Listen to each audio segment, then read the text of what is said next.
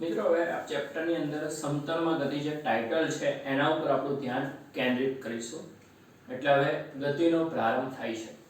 ત્રીજા ચેપ્ટરની અંદર આપણે જોયું કે કોણ છે સમયની સાપેક્ષ પોતાનું સ્થાન બદલે તો એ કોણ ગતિમાં છે એવું કહેવાય. સુરેખ પથ પર ગતિ છે એની અંદર બે દિશાઓ હોવાથી સદિશના ખ્યાલની જરૂર નથી પડતી, બે નિશાની કામ લાગી જતી હતી. જ્યારે સમતલમાં ગતિ, સમતલમાં અસંખ્ય દિશાઓ હોય છે એટલા માટે ગતિમાં સદિશની જરૂર પડે. એટલે અત્યાર સુધી આપણે સદિશોનો અભ્યાસ કર્યો. હવે ગતિમાં આગળ વધીએ છીએ તો ત્રીજા ચેપ્ટરની જેમ જ રહેશે કે સ્થાન, પછી એમાં ફેરફાર એટલે સ્થાનાંતર, સ્થાનાંતર ભાગ્યા સમયનો ગાળો એટલે સરેરાશ વેગ, લિમિટ લેવામાં આવે તો તત્કાલીન વેગ, એ જ રીતે આગળ વધીશું. સમતલમાં સદિશને બે ઘટકો આવે છે એટલે બે યામ પણ આપણે કહી શકીશું. આગળ વધીએ. પહેલા તો સ્થાન સદિશની વાત કરીએ. જો આગળ સુરેખ પથ પર ગતિ થતી હોય ત્યારે સ્થાન એટલે ફક્ત x યામ થતો હતો. હકીકતમાં સ્થાન એટલે યામ જ થાય.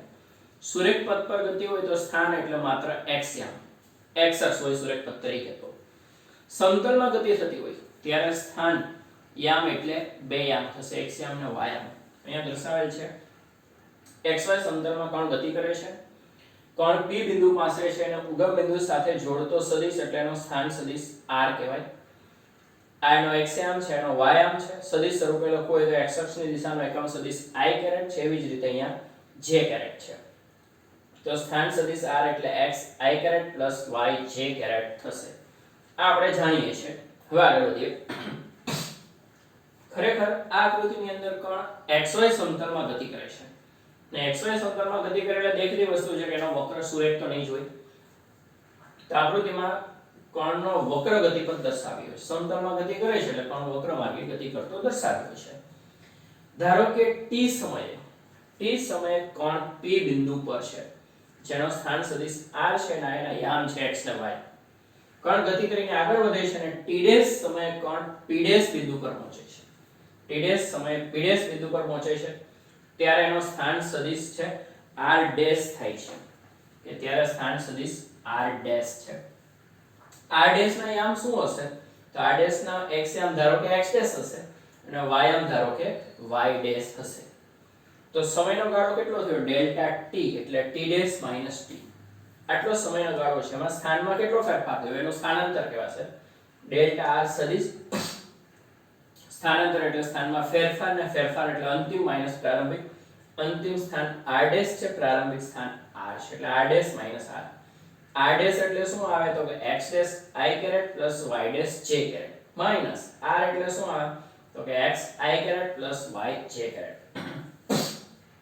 બંનેના x યામને સાથે રાખીએ તો x' minus x into i caret થશે અને y' minus y into j caret થશે. તો આ બેને સાથે લખ્યા i કેરેટ સામાન્ય નીકળ્યો, આ બેને સાથે લખ્યા એમાંથી j કેરેટ સામાન્ય નીકળ્યો. જેમ r' minus r delta r થતું હોય તો x' માઈનસ x એટલે ડેલ્ટા x થશે, y' માઈનસ y એટલે ડેલ્ટા y થશે. એટલે સ્થાન સદિશ ડેલ્ટા r તો delta x i caret plus delta y j caret થશે. જો પહેલા કોણ P બિંદુ હતો એટલે આ એનો x યામ છે, આ x માપ છે. પછી P' પર પહોંચે છે તો આ x' માપ છે. આટલું x' છે, આટલું x છે તો આ delta x x' minus x થશે. સહેલાઈથી સમજી શકાય છે. P' એનો y યામ y' છે, આટલું માપ y' છે, આટલું માપ y હતું તો આ ડેલ્ટા y થશે, y' માઈનસ y.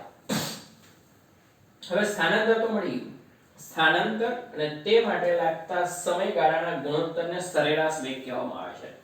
હવે જો ચોપડીમાં સદિશ હોય તો ઘાટું કરી દે, આપણે તો તીર કરીએ છીએ અને સરેરાશમાં કા ઉપર બાર મૂકી શકો કાં તો આ રીતનું બ્રેકેટ લખી શકીએ. સરેરાશને કાં તો તમે આ રીતે દર્શાવી શકો અથવા તો આ રીતે દર્શાવી શકાય. પણ આ રીતે દર્શાવવામાં વધારે જગ્યા રોકીએ છીએ એટલે આપણે ઉપર બાર જ રાખીશું. તો આ જો ઉપરનો બાર છે સરેરાશ વેગ એવું દર્શાવે છે. તીર એ વેગ સદિશ છે એની સાચી છે, એની નિશાની. તો અહીંયા ડેલ્ટા r સદિશ ના છેદમાં ડેલ્ટા t થશે. એની કિંમત મૂકવામાં ડેલ્ટા r એટલે શું છે? Delta x i caret plus delta y j caret. Delta t છેદમાં છે તો છેદ દરેક અંશના છેદમાં છેદ લખી દીધો, પદ છૂટા પાડી દીધા. ડેલ્ટા x ના છેદમાં ડેલ્ટા t. કોણના x યામનો ફેરફાર સમયની સાપેક્ષ એટલે વેગનો x ઘટક મળશે. સરેરાશ વેગનો x ઘટક i કેરેટ લખેલું છે, vx છે એટલે આ ખાલી ઘટક છે અને ઉપર 12 છે સરેરાશ દર્શાવે છે. એ જ રીતે ડેલ્ટા y ના છેદમાં ડેલ્ટા t એટલે vy સરેરાશ થશે ઇન્ટુ j કેરેટ. તો આ રીતે સરેરાશ વેગના ઘટકો vx 12 vy 12 છે, i કેરેટ j કેરેટ. હવે આપણે જાણીએ છીએ કે સરેરાશ વેગ છે તો આપેલ સમયગાળામાં કણના સ્થાનમાં કેટલો ફેરફાર થયો તે જ માહિતી આપે છે. કણનો ખરેખર ગતિપથ નથી બતાવતો. જો સરેરાશ વેગની દિશા સ્થાનાંતરની દિશામાં લેવામાં આવે, પ્રારંભિક સ્થાન અહીંયા છે, અંતિમ સ્થાન અહીંયા છે, એટલે સ્થાનાંતર તો પ્રારંભિક અને અંતિમ સ્થાનને જોડતો સદિશ છે, એટલે સ્થાનાંતર આમ બતાવે છે.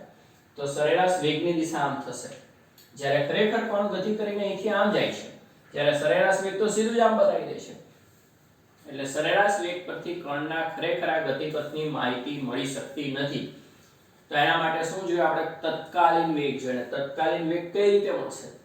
જો તત્કાલીન વેગ પણ એક સરેરાશ વેગ જ છે, પણ એમાં સમયનો ગાળો શૂન્યવત નાનો હોય છે. તો સમયનો ગાળો નાનો ને નાનો કરતા જશું તો સરેરાશ વેગ એક સીમાંત મૂલ્ય તરફ આગળ વધશે, જે આપણો તત્કાલીન વેગ બનશે.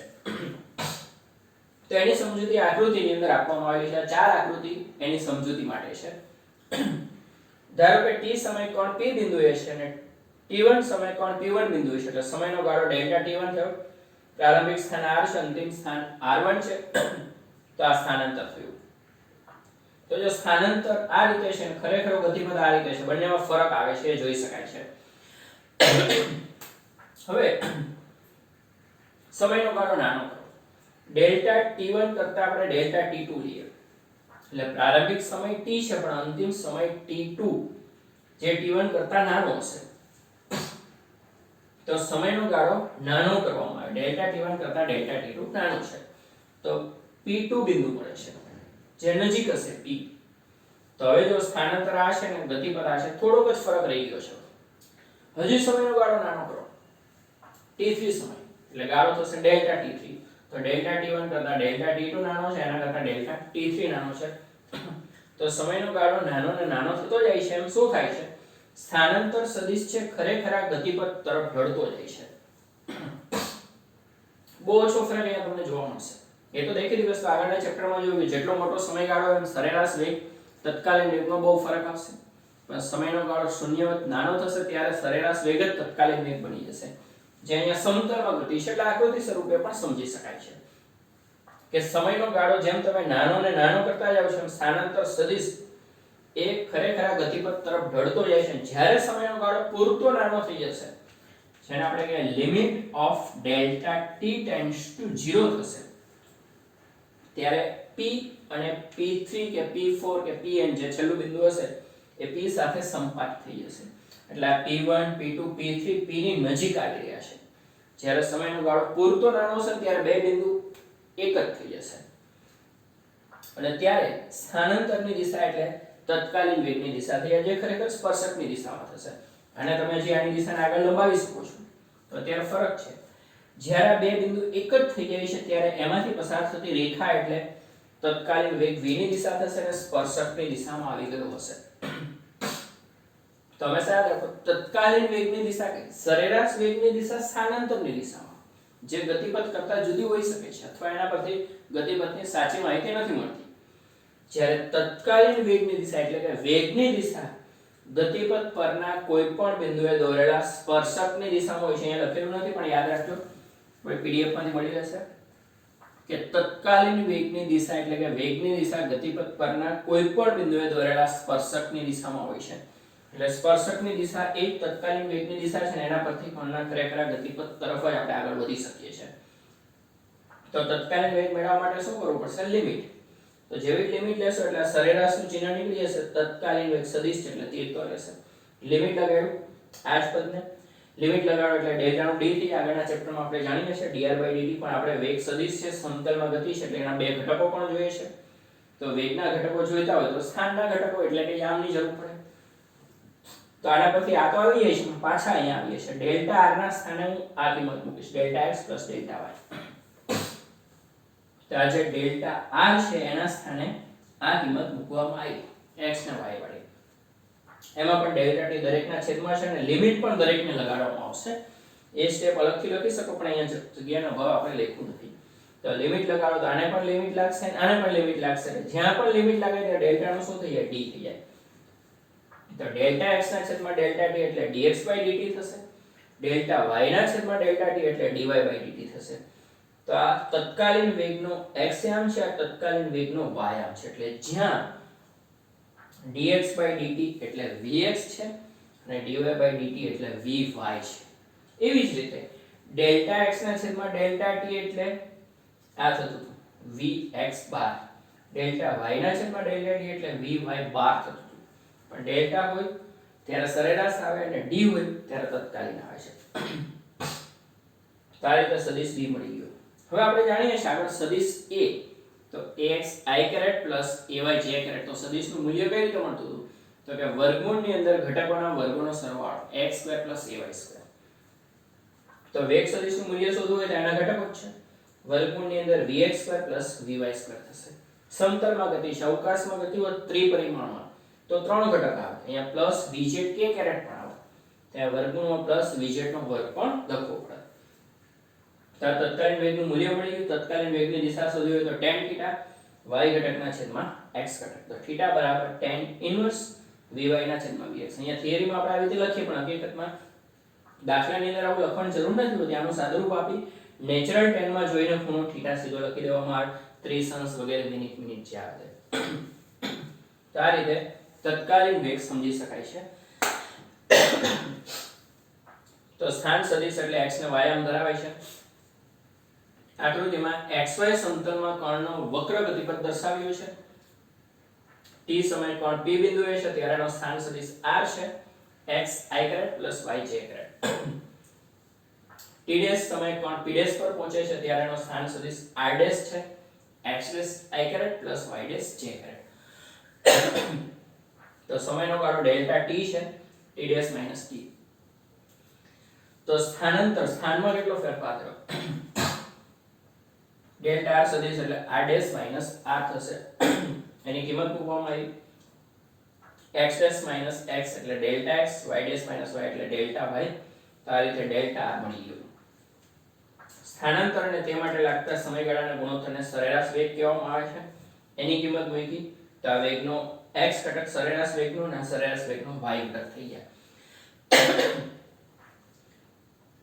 સરેરાશ વેગની દિશા સ્થાનાંતરની દિશામાં હોય છે. સ્થાનાંતર તો સીધો આમ બતાવે જ્યારે ખરેખર કર્ણનો ગતિપથ આ રીતનો છે. ફરક આવે છે. તો તત્કાલીન વેગ નક્કી કરવા માટે શું કરવું પડશે? સમયનો ગાળો શૂન્યવત નાનો કરવો.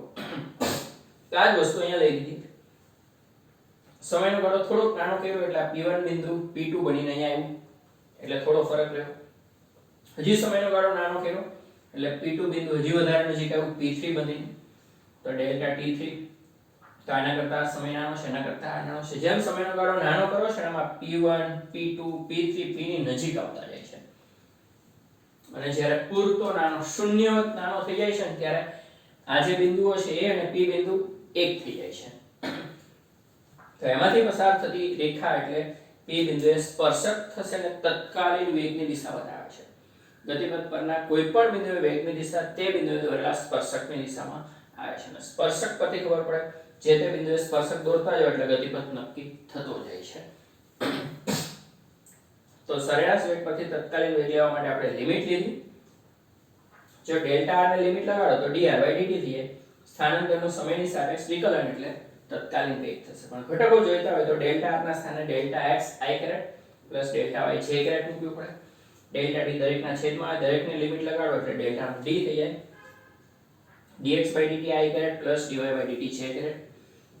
તો સ્થાનના x યામનું વિકલન એટલે વેગનો x યામ, સ્થાનના y યામનું વિકલન એટલે વેગનો y યામ થશે, જે અહીંયા જોઈ શકાય છે. તો વેગ સદિશના બંને ઘટકો મળી ગયા તો આ રીતેનું મૂલ્ય મળશે. અને tan θ y ઘટકના છેદમાં x ઘટક પરથી વેગ સદિશની દિશા મળશે.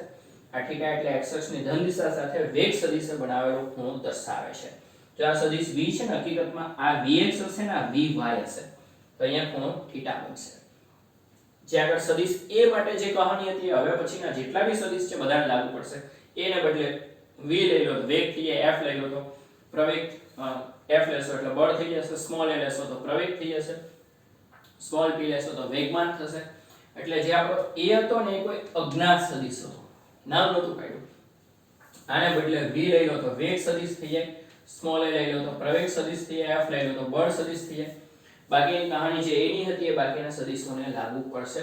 તો સમતલમાં ગતિમાં સ્થાન, સ્થાનાંતર, સરેરાશ વેગ ને તત્કાલીન વેગ એનું મૂલ્ય અને દિશા સમજી શકાય છે. બેઠાવત પ્રશ્ન હવે પ્રવેગ માટે આવશે. સ્થાન સદિશના યામ પરથી વેગ સદિશ મળે છે, તો વેગ સદિશના યામ પરથી પ્રવેગ સદિશ પણ મળશે. ઓકે.